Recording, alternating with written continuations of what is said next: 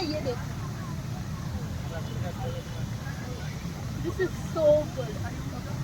तो अब हम बात करते हैं फिजिक्स की।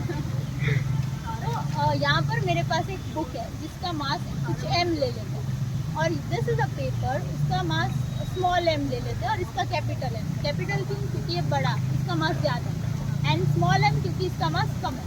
सारिका इधर आओ। अब हम एक गवाह रखेंगे जो ये टेस्ट करेगा कि किसका मास ज़्यादा है, किसका कम। इसका मास ज़्यादा है as compare to this. Okay, very good, very good. वैसे m और m जो कैपिटल और स्मॉल है वो फिजिक्स वालों के सोच रहे हैं कंफ्यूजिंग करने के लिए, क्योंकि देखो और कुछ काम नहीं होता है तो क्या करें, कंफ्यूज कर देते हैं। ओके, तो इसको मैं एक ही हाइट से, इन दोनों चीज़ों को एक ही हाइट से गिराऊंगी एंड विल सी कि सॉरी, इन दोनों को मैं एक ही हाइट से गिराऊंगी एंड देन विल सी कि कौन सा पहले नीचे गिरता है और कौन सा बाद। 3, 2, 1 go। As you can see कि जो बुक है वो पहले गिरी as compared to that paper। एक बार फिर से दिखा दें so that it's clear।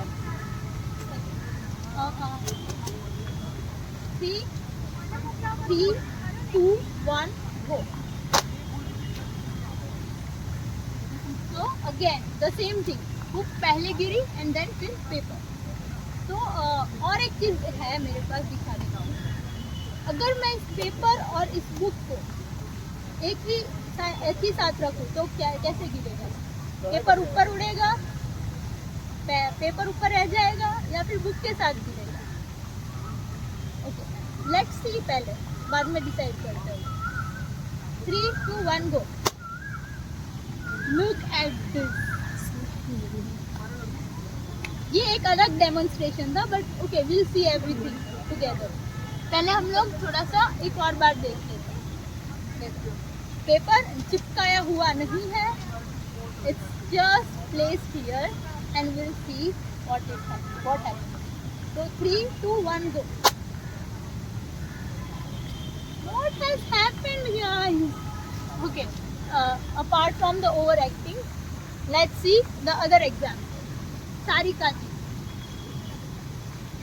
अदालत में पेश है। इसका मास ज़्यादा है as compare to this.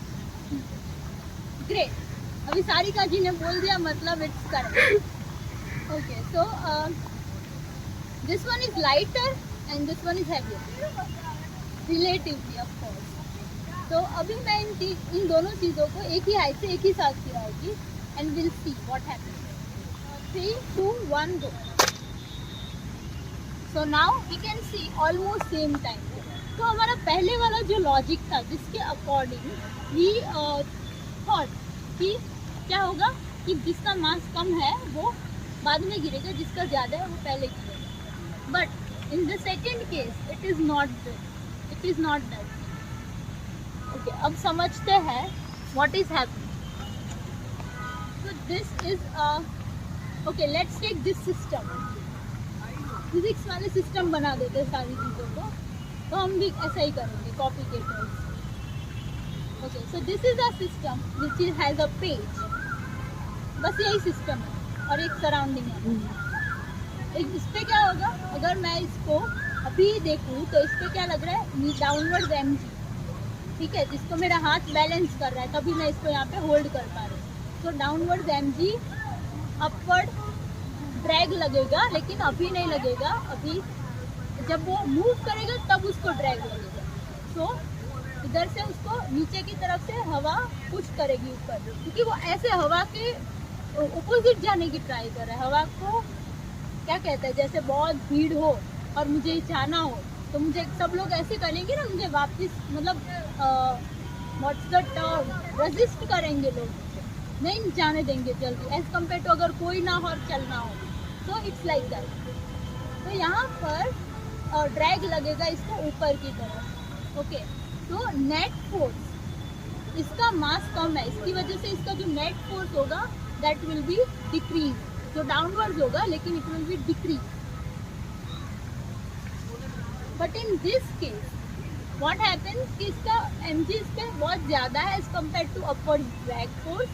Okay, and it also depends on the height कि कितनी वेलोसिटी वो अटेंड कर रहा है, तो उस पर भी ड्रैग फोर्स डिपेंड करता है. तो यहाँ पर इस हाइट के लिए अगर हम स्टडी करें तो mg is very high compare to drag force.